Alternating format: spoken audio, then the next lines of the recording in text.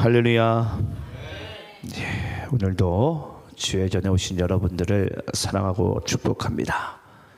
자, 우리 좌우 옆 사람, 앞뒤 옆 사람 함께 우리 인사하겠습니다. 하나님께서 우리와 함께 하십니다 라고 인사하겠습니다.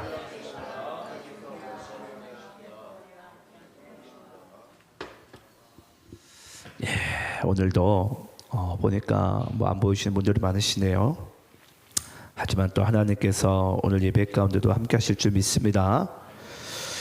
자, 오늘은 우리가 룻기서 말씀을 가지고 인생은 복불복이라는 물음표입니다. 이 말씀의 주제를 가지고 함께 은혜 받는 시간 되기를 소망합니다. 여태까지는 저도 룻기서 하면요, 이제 룻의 중심으로 해가지고 말씀을 봐왔는데요. 오늘은 여느 때와 다르게 이 나오미에 대한 중심을 가지고 우리가 함께 말씀의 은혜를 좀 받고자 합니다. 그래서 룻기 전체 말씀을 가지고 우리가 나오미라는 이 한 사람의 인생을 붙들고서 오늘 인생은 복불복인가라는 이 말씀의 주제로서 함께 은혜 받기를 소망합니다. 자, 오늘은 특별히 본문 말씀을 세번역 성경으로 함께 보겠는데요. 아마 여러분들이 보신 개역 개정 버전하고는 다릅니다. 그래서 오늘은 특별히 여러분들이 전면 스크린을 보시면서 오늘 본문을 저와 여러분이 함께 말씀을 교독하시면서 읽도록 하겠습니다. 특히 오늘 참고 말씀도 다 세번역으로 나오니까 오늘만 그렇게 여러분들이 이해를 하시고 보시면 될 것 같습니다. 자, 1절부터 5절까지의 말씀을 저와 여러분이 함께 교독하시면서 있습니다. 사사시대에 그 땅에 기근이 든 일이 있었다. 그때 유다 베들레헴 태생의 한 남자가 모압 지방으로 가서 임시로 살려고 아내와 두 아들을 데리고 길을 떠났다. 그 남자의 이름은 엘리멜렉이고 아내의 이름은 나오미이며 두 아들의 이름은 말론과 기륜이다. 그들은 유다 베들레헴 태생으로서 에브랏 가문 사람인데 모압 지방으로 건너가 거기에서 살았다.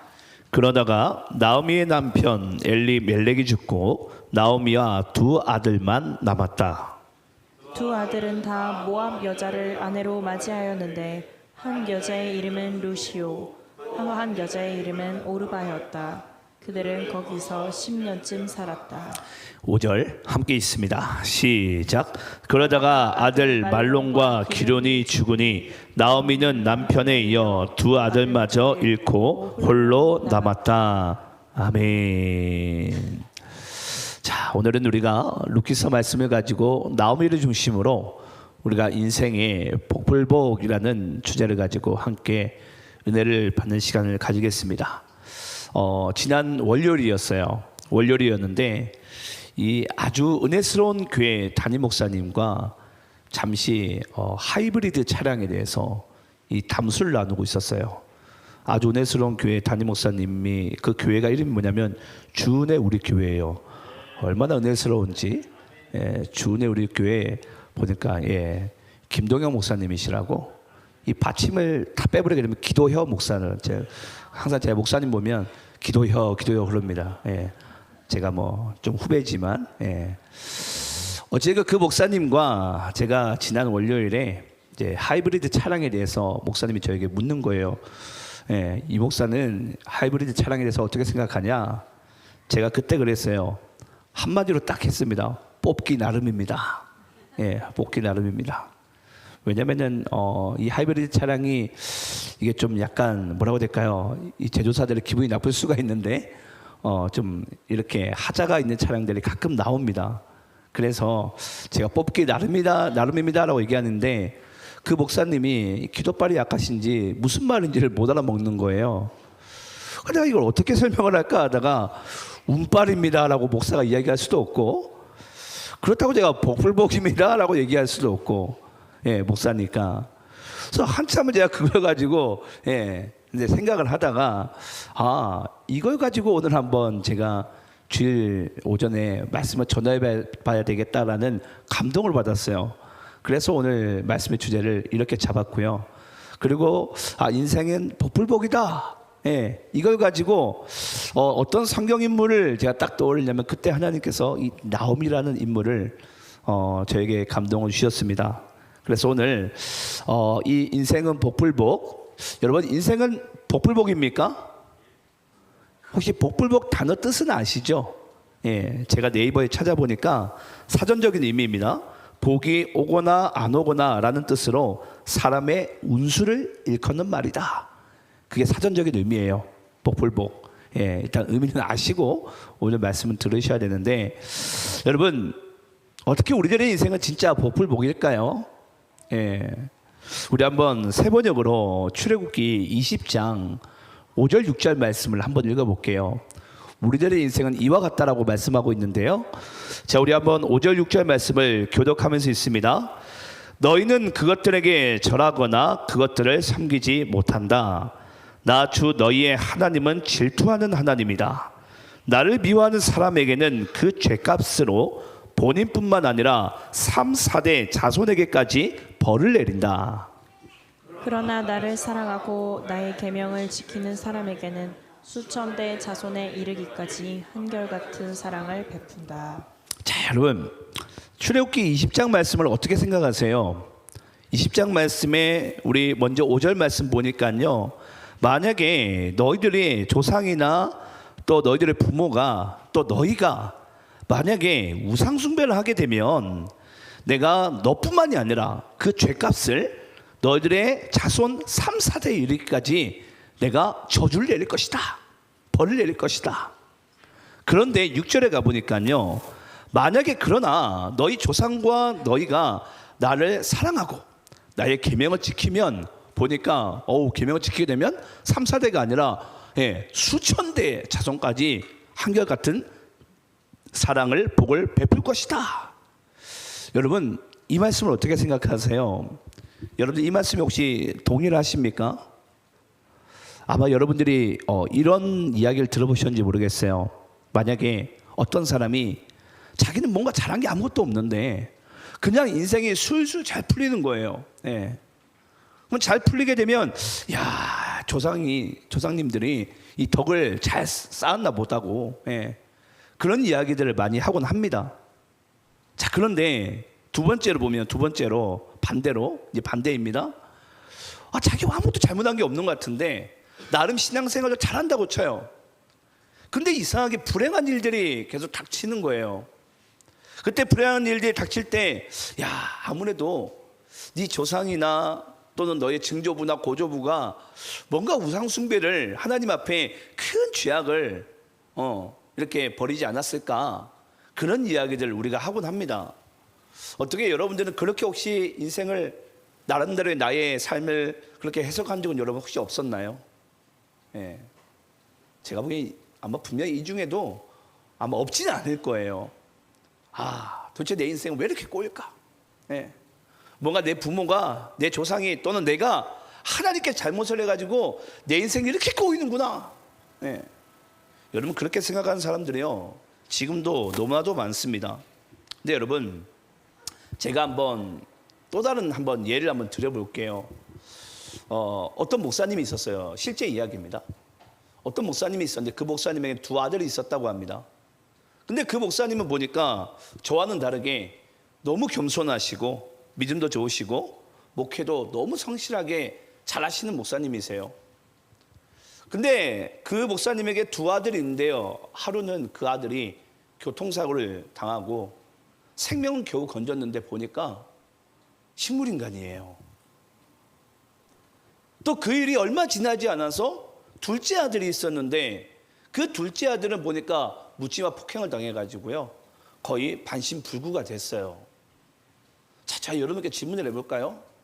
출애굽기 20장 말씀을 빗대어서 우리가 만약에 그 목사님의 인생을 만약에 해석한다면 여러분 이게 맞습니까?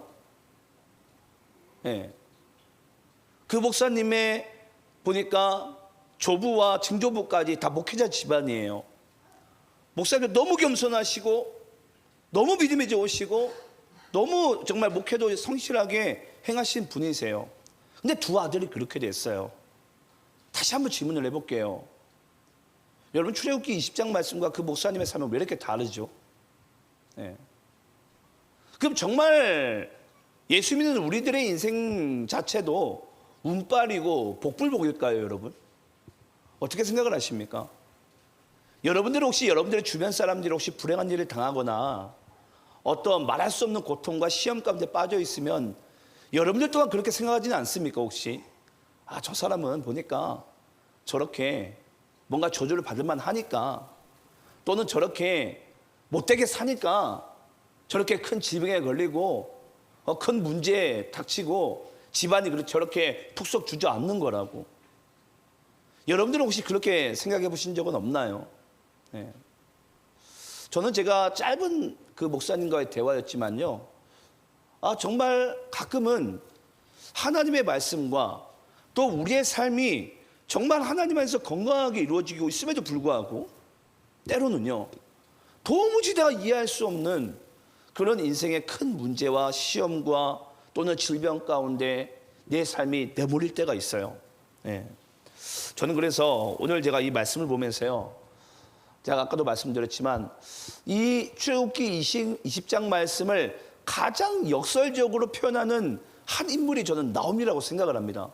그래서 오늘 여러분들이 이 본문 말씀을 보시면서 먼저 나오미가 그 한 여인의 인생 가운데 어떤 불행이 닥쳤는지를 여러분들 한번 잘 보시기 바라요. 우리 1절 말씀 한번 볼까요? 본문 1절. 자, 본문 1절을 잘 보시기 바랍니다. 사사시대에 그 땅에 기근이 든 일이 있었다. 그때 유다 베들레헴 태생의 한 남자가 모압 지방으로 가서 임시로 살려고 아내와 두 아들을 데리고 길을 떠났다. 자, 여러분, 시대가 어떤 시대라고요? 사사시대입니다. 여러분, 이 사사시대에서는 이걸 아셔야 되는데, 당시에 이스라엘은 부족 국가였습니다. 부족 연합 국가라고 이제 일컫는 게 맞는 것 같아요.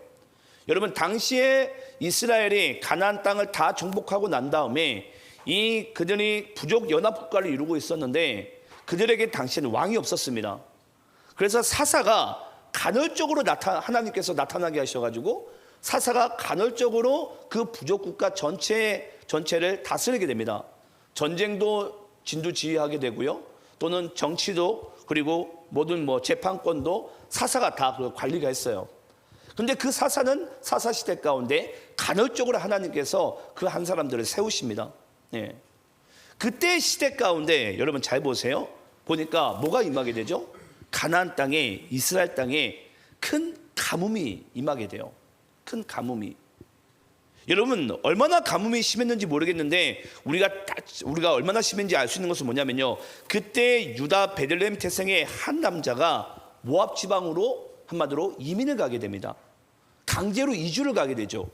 뭐가 내렸기 때문에? 가나안 땅 가운데 큰 가뭄이 임했기 때문에. 제가 왜 여러분들에게 큰 가뭄이 임했다라고 말을 하고 있냐면요, 여러분, 이 모압과 이스라엘의 관계성을 우리가 알면 돼요. 여러분, 모압과 이스라엘의 관계성은요, 우리나라와 일본의 관계성입니다. 만약에 여러분 우리 대한민국 땅 가운데 엄청난 큰 가뭄이 임했어요. 만약에 여러분들이 어쩔 수 없이 만약에 원수의 땅 가운데 이주를 할 수밖에 없다면 여러분, 그만큼의 뭔가 가뭄이 훨씬 더 심하지 않았을까요? 아마 그만큼의 엄청난 고통이 아마 그들의 삶 가운데 임했기 때문에 원수의 땅임에도 불구하고 보니까 이 남자의 가족은요, 보니까 이주를 할 수밖에 없었고 잠시라도 이민을 갈 수밖에 없었습니다. 자, 그래서 이 남자는요, 아내와 두 아들과 함께 이제 이주를 하게 되는데 2절 말씀 보시게 되면 2절 말씀 보시게 되면 그 남자의 이름은 엘리멜렉이고 아내의 이름은 나옴이며 또 두 아들의 이름은 말론과 기론입니다. 자, 그런데 여러분, 여기까지 이제 우리가 가끔 예를 들어서 기근이 내릴 수도 있고 내가 정말 가기 싫은 곳이지만 하나님께서 나를 원수의 땅일지라도 나에게 만약에 가게 하신다면 가야죠. 예. 거기까지는 참을 수가 있어요. 인내할 수 있어요. 아니, 하나님께 순종할 수 있어요. 근데 여러분 3절 말씀부터가 이제 아주 극적으로 흐릅니다. 3절 말씀 보시게 되면요, 그러다가 나오미의 남편 엘리멜렉이 죽고 나오미와 두 아들만 남았다. 갑자기 여러분, 남편이요, 건너간 지 얼마 되지도 않아서 남편이 죽어버리는 거예요. 그럼 여러분, 원수의 땅입니다. 어쩔 수 없이 등 떠밀려온 인생이에요. 여인으로서 남편이 갑자기 죽어버립니다. 뭐 해야 되죠? 자기가 이 두 아들을 먹여 살려야 돼요. 예. 여러분들은 별로 뭐 지금 뭐 이 말씀에 관심도 없고, 원래 우리나라 사람들은 그렇죠. 내가 힘들지 않는 것은, 남의 힘든 건 별로 관심을 우리가 못 느껴요. 공감을 못 하고. 내가 힘들면 힘들었지 남이 힘든 건 별로 관심을 우리가 별로 느끼지 못해요. 근데 여러분들이 오늘 이 말씀을 받으실 때 여러분들의 나옴이라고 한번 생각을 해보세요. 내가 나옴인데 갑자기 남편이 죽어버렸어요. 여기서 여러분, 나오미가 어떻게 해서든지 아마 두 아들을 이제 먹여 살렸을 것 같아요. 양육을 했을 것 같아요. 그래서 모압의 아리따운 여인들과 함께 이제 보니까 장가도 보냅니다. 근데 여러분, 여기서 불행이 한 번 더 닥칩니다. 어떤 불행이죠? 두 아들이요, 보니까 불임이에요. 아니 여러분, 예를 들어서 한 아들만 불임인 건 그렇게 그럴 수 있죠. 예, 요즘에도 불임이 얼마나 많습니까? 근데 보니까 두 아들 다 불임이에요. 야, 하나님도 무심하시지? 어떻게 여러분 이럴 수가 있죠? 그냥 대를 끊으려고 하나님께서 작정하신 건가요? 근데 여기서 여러분 더 놀라운 데는 이제 또 벌어지게 됩니다. 첫째 아들이요, 보니까 아버지를 따라서 죽는 거예요. 네. 아마 나오미는 그랬을 거예요. 남은 둘째 아들만이라도 내가 좀 뭐라고 해야 될까요? 붙들고 내가 살아봐야지. 근데 여러분, 둘째 아들마저 머지않아서 또 죽습니다. 여러분, 제가 여러분께 좀 이런 이야기를 하자면요, 하나님이 정말 살아계시다면, 하나님이 정말 존재하신다면 여러분 이럴 수 있습니까? 별로 큰 여러분들이 이 마음이 동화되지 않는 것 같은데, 저는 이 말씀을 읽으면서 너무 저는 가슴이 아팠어요. 어떻게 하나님이 이럴 수가 있지? 제가 다시 한번 이야기를 해볼까요? 흉년이 들었습니다. 원수의 땅으로 이민을 갔습니다. 갑자기 남편이 죽어버려요. 두 아들 겨우 살렸는데 장가 둘 다 보냈는데 한 아들이 불임이더니 나머지 아들마저 불임입니다. 그러더니 갑자기 첫째 아들 죽고 둘째 아들 죽어요. 우리 여인들만 한번 생각을 해보세요. 여자들만. 남자들 원래 감수성이 별로 좋지 않아요. 여러분들이 만약에 나옴이라면은 인생을 더 살고 싶을까요? 저는 혼자 그냥 목매달아 죽던지 아니면 그냥 살 소망을 끊어버릴 것 같아요. 저라면 그랬을 것 같아요. 여러분 혹시 우리나라 옛 속담에 이런 속담을 들어보셨는지 모르겠어요. 화는 홀로 다니지 않는다. 이상하게 한 사람에게 어떤 불행이 닥쳤는데 그 화가 한 번 찾아오는 게 아니라 연속적으로 다발적으로 찾아오는 거예요. 그럴 때는 왜 이런 말을 하죠? 보통 꼭 누군가가 나에게 죽어라 죽어라 하는 것 같다고. 죽어라 죽어라. 너 한번 제대로 죽어봐라. 근데 더 놀라운 것은 여러분, 만약에 이 사실이, 이런 삶이 만약에 여러분 예수 믿는 여러분들의 인생 가운데 만약에 벌어졌다고 생각을 해보세요. 여러분 어떨 것 같습니까? 왜냐, 나옴이랑 아까 우리 엘리멜렉은 하나님을 믿는 사람들이거든요. 어떻게 하나님이 어떻게 이럴 수가 있냐고요. 저는 이러한 일들이 우리가 오늘 본문에서 우리가 봤겠지만요, 언제 얼마 만에 이루어지게 되죠? 4절 말씀 보시게 되면 4절 말씀 띄워주실까요?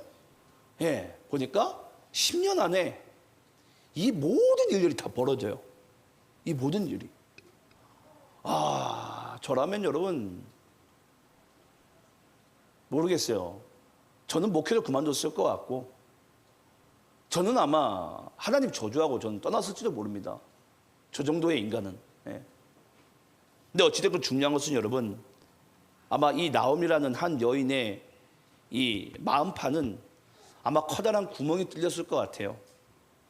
어떻게 하나님이 나한테 이럴 수가 있을까? 이럴 수가 있을까?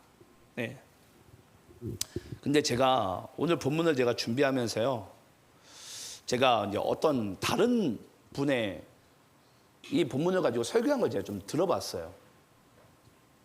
근데 제가 너무 좀 약간 그 말씀을 듣다가 이 화가 치밀어 올랐는데 그분이 이런 얘기를 하더라고요. 나오미가 이와 같이 하나님께 연속적으로 불행을 저주를 받은 이유는 나오미가 가나안 땅 약속의 땅을 저버리고 원수의 땅 모압으로 건너갔기 때문이다. 자, 여러분께 질문을 해볼까요? 여러분 그럴까요? 여러분 우리가 하나님 잘 믿고 있다가 예수 잘 믿고 있다가 내가 하나님께서 원치 않는 내가 어떤 길을 만약에 갔다고 쳐요. 그냥 그 하나님 우리의 인생을 뒤쫓아다니면서 쇠몽둥이로 그냥 팍 접해버리고 우리를 연속적으로 그냥 저주를 주려고 작정하시는 여러분 그런 하나님 맞습니까? 여러분 그런 하나님이라면요 믿지 마세요. 여러분 그런 하나님이라면 여러분 믿지 마시기 바랍니다. 저는 여러분들에게 단 한 번도 그런 하나님을 설교한 적도 없고 저는 말씀을 전해본 적도 없어요.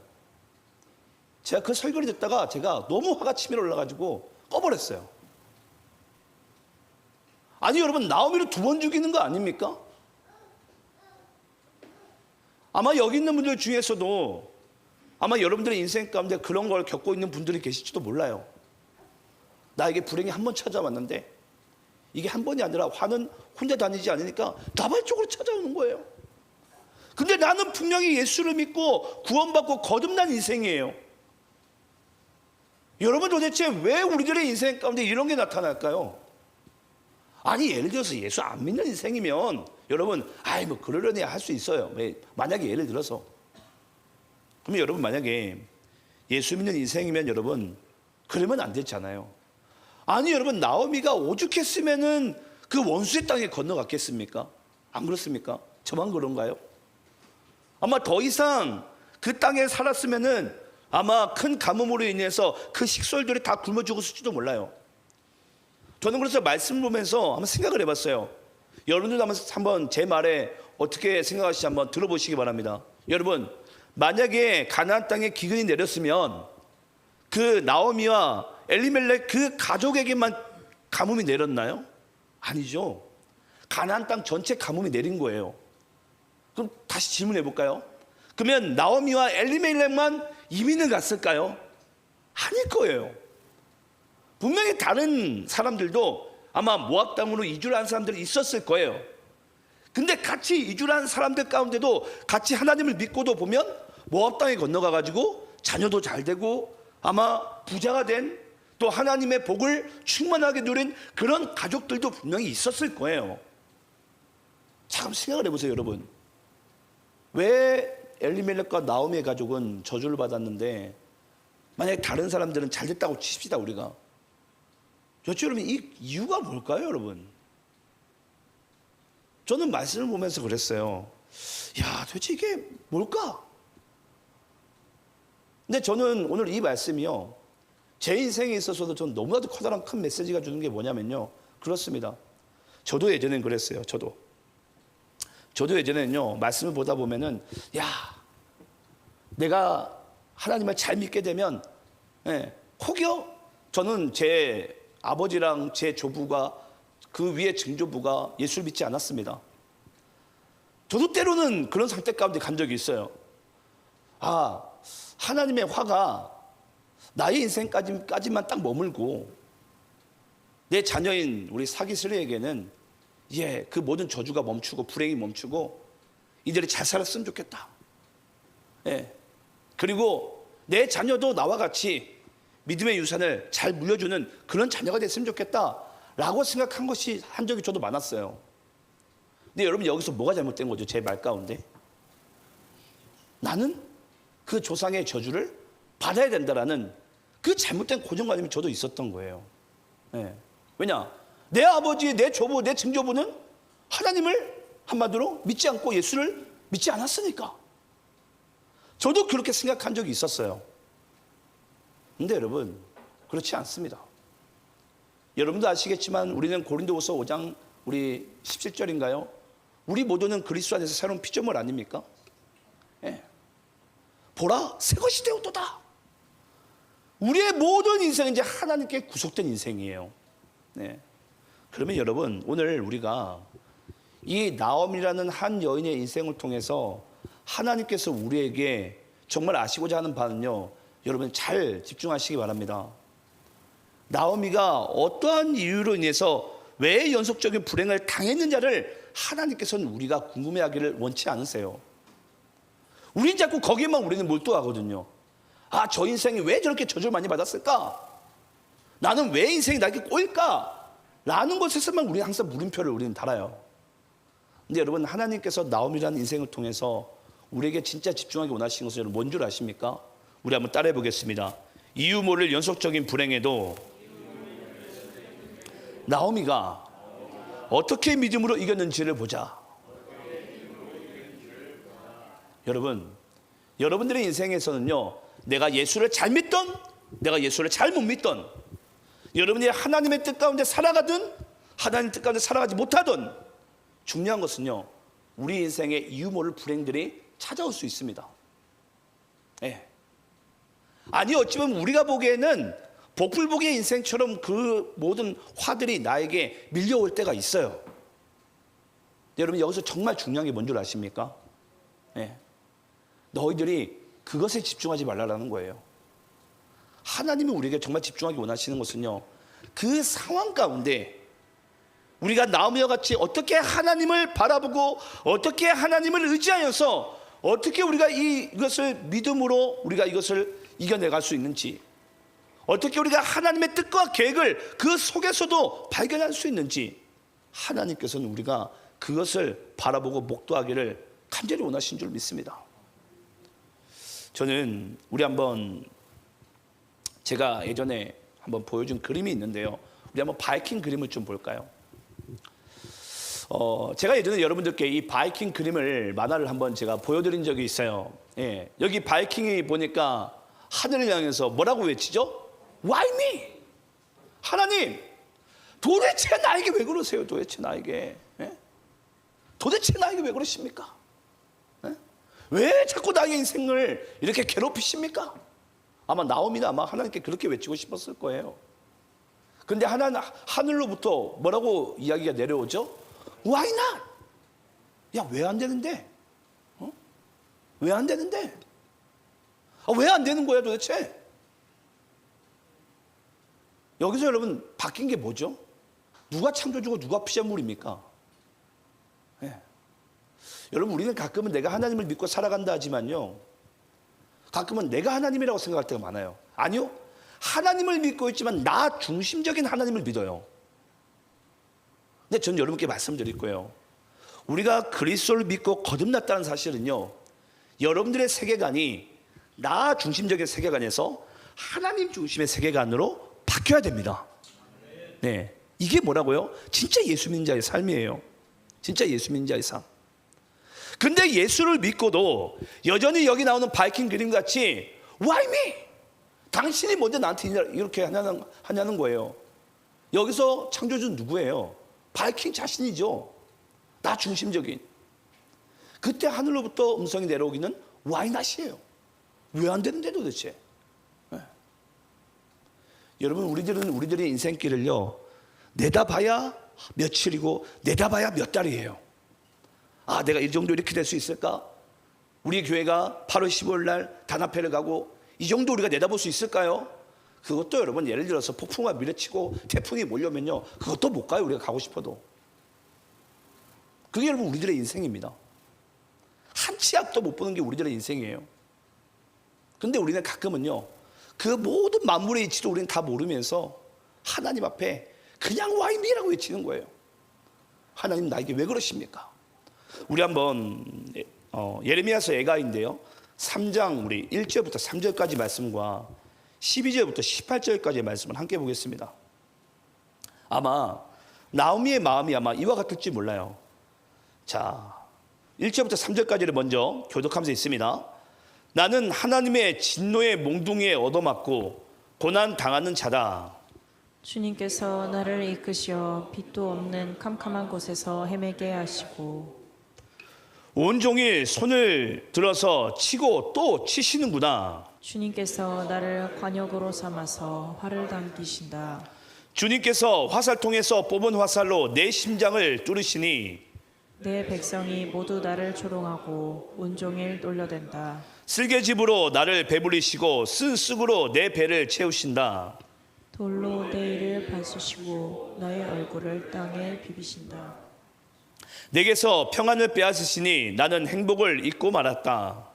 나오느니 탄식뿐이다. 이제 내게서는 찬란함도 사라지고 주님께 두었던 마지막 희망마저 사라졌다. 자, 여러분, 나오미의 심령을 만약에 어떤 문장으로 표현한다면은 아마 예레미야 이 애가 3장 말씀이 가장 부합될 것 같아요. 그녀의 가슴은 이미 큰 구멍이 난 것처럼 뻥 뚫려 버렸고요.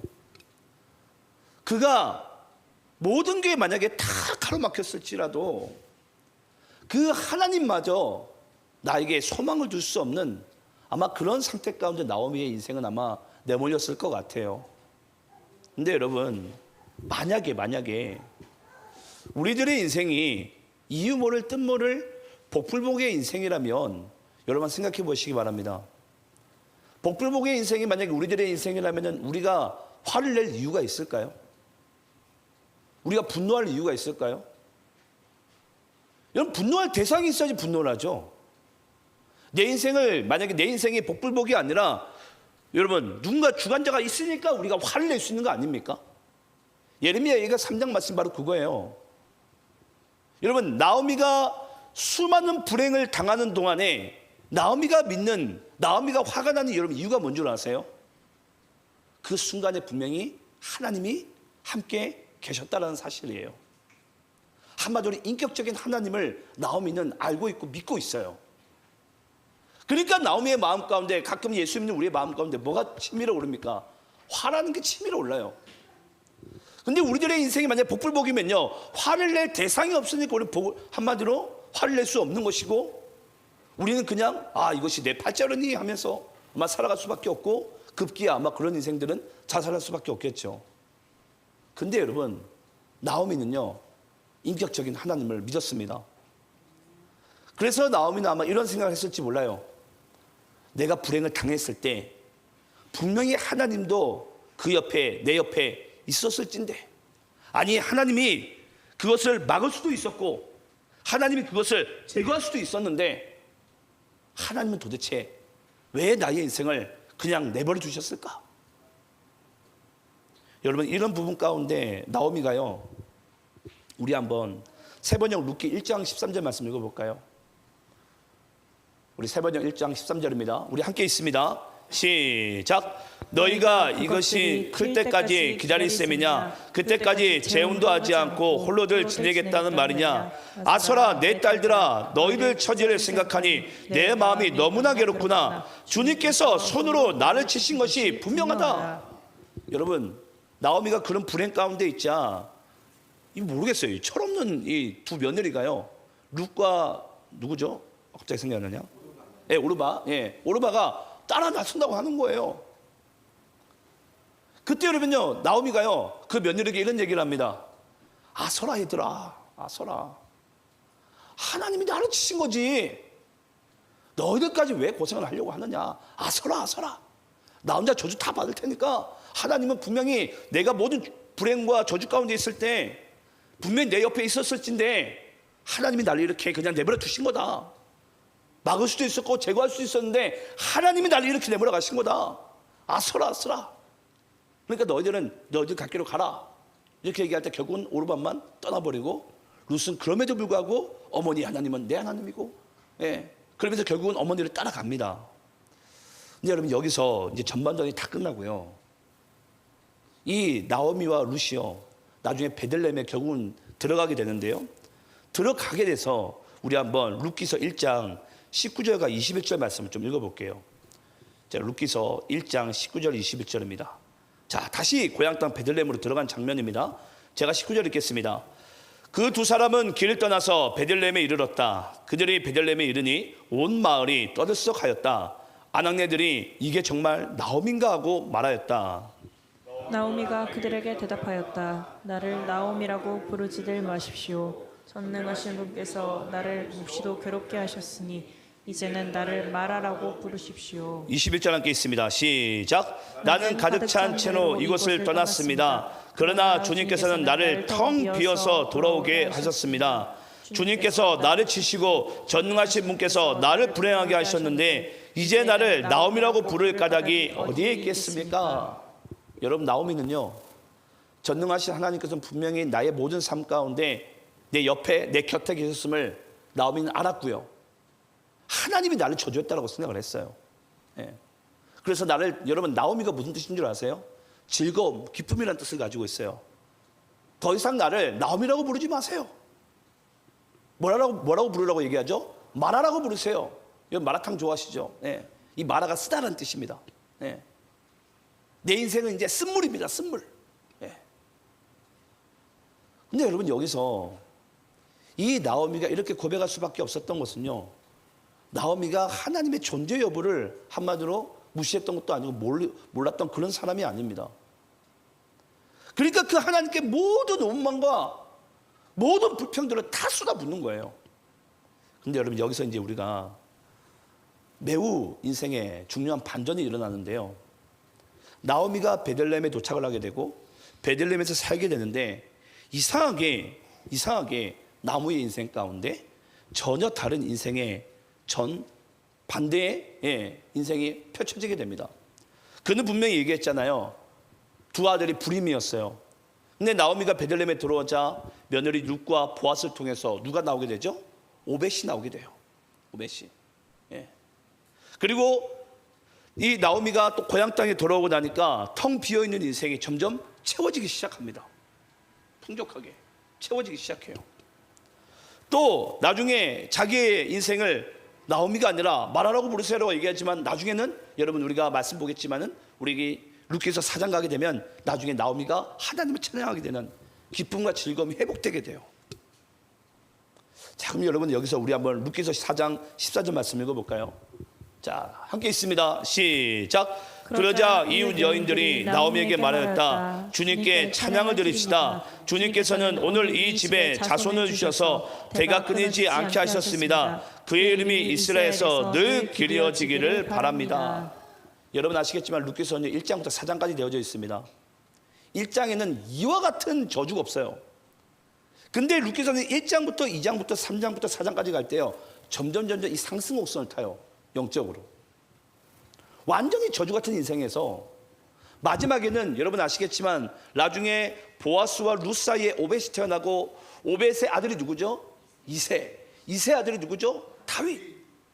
결국은 이 유다 지파 베들레헴 사람인 이 엘리멜렉과 나오미가 한마디로 여러분 모압 땅으로 건너가고 기근으로 인해서 가뭄으로 인해서 건너갔지만 모든 고생과 불행이 다 닥쳤지만 하나님께서는 그의 인생을 통해서 결국 누가 오기 원하셨던 거예요?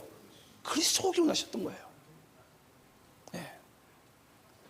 여러분, 우리는 이걸 통해서 우리가 한 가지 반드시 발견해야 되고 잊지 말아야 될 사실이 있습니다. 그것이 뭐냐면요, 우리는 나의 인생 가운데 어떤 불행과 어떤 좋은 일이 벌어졌다고 하나님이 있고 없고를 우리는 의심할 때가 많아요. 네. 아니, 내가 하나님께 잘못했을까? 아니, 내가 하나님께 혼날 짓을 했을까? 그런 상태 가운데 우리가 빠질 때가 많습니다. 하지만 여러분 잊지 마시기 바라요. 때론 우리들의 인생은요, 우리가 육신의 눈으로 보기에는 그냥 복불복으로 보일 때가 있습니다. 내가 잘해도 벌을 받는 것 같고, 아니 못해도 뭐가 잘 되는 것 같이 보일 때가 있어요. 하지만 하나님은요, 우리가 우리의 눈으로 보여주는 이 복불복의 인생 가운데 하나님은 우리가 어떤 일이 벌어졌다고 해서 그 하나님의 존재 여부를 의심하는 인생이 아니라 그런 인생 가운데 우리가 믿음을 부여잡고 끝까지 하나님을 의지하면서 우리가 나갈 때 하나님의 그 신실하심과 하나님의 그 사랑과 그 하나님의 놀라운 계획이 어떠한 뜻을 이루어 나간지를 하나님께서는 끝까지 믿기를 원하세요. 여러분들의 인생은요, 잊지 마세요. 수천 가지의 어떠한 영적인 부분들이요, 다 복합적으로 우리에게 한마디로 짜여진 여러분들의 인생사들이에요. 그게 조상의 죄든 여러분들의 불순종이든 환경적인 요인이든 하나님의 역사든 그 모든 것이 복합적으로 돼가지고 여러분들의 매일매일의 인생이 하나씩 하나씩 이렇게 이루어져 나가고 있어요. 중요한 것은 뭐냐면요, 그런 수많은 불행과 사건들을 가지고 우리가 하나님을 의심하는 것이 아니라 이런 상황 가운데도 복불복의 인생에서도 어쩌면 예수 믿지 않는 사람들에게는 복불복으로 보여질지라도, 예수 믿는 우리에게도 복불복으로 보여질지라도 우리는 그런 인생 가운데 하나님의 약속과 하나님의 신실하심과 그의 전능하심을 믿고 우리가 하나님을 끝까지 믿고 나갈 때 저는 하나님의 놀라운 계획 가운데 우리의 삶을 가장 선한 길로, 가장 좋은 곳으로 저는 인도해 나가시는 하나님이 되는 줄을 믿습니다. 우리 한번 따라해 보겠습니다. 믿음이란 우리들의 인생에 일어나는 일들을 이상히 여기지 않는 삶의 태도다. 여러분, 믿음이란요, 우리들의 인생에 일어나는 일들을 이상히 여기지 않는 삶의 태도예요. 그게 뭐라고요? 믿음이라고요. 또 한번 따라해 봅시다. 우리가 하나님을 믿는 것은 그분이 우리의 창조주가 되고 우리가 피조물인 것만으로서도 충분하다. 여러분, 맞습니까? 여러분들이 왜 여러분들의 육신의 부모가 내 부모예요? 내가 그분들 사이에 내가 태어난 거기 때문에 그분이 나에게 부모가 되는 거예요. 나에게 잘해주고 나에게 뭔가 선한 것을 해준다고 그분들은 나에게 부모가 아니고요, 그분들의 존재 자체가 나에게 부모가 되는 거예요. 가끔 우리가 하나님을 믿을 때요, 하나님 나에게 잘해주면 하나님이고요, 내가 뭔가 삶 가운데 불행한 일이 벌어지면 하나님이 없다, 하나님을 의심하고, 그게 아니라는 것입니다. 하나님이 나에게 창조주가 되고 내가 그분의 피조물인 것만으로도 우리는 하나님을 믿을 수 있는 모든 것이 우리에게 열려진 줄 믿습니다. 저는 그런 믿음의 인생을 여러분들이 저는 이와 같은 때에 함께 믿어 나갈 수 있는 그런 삶으로 살아가시기를 간절히 축원합니다. 기도하겠습니다.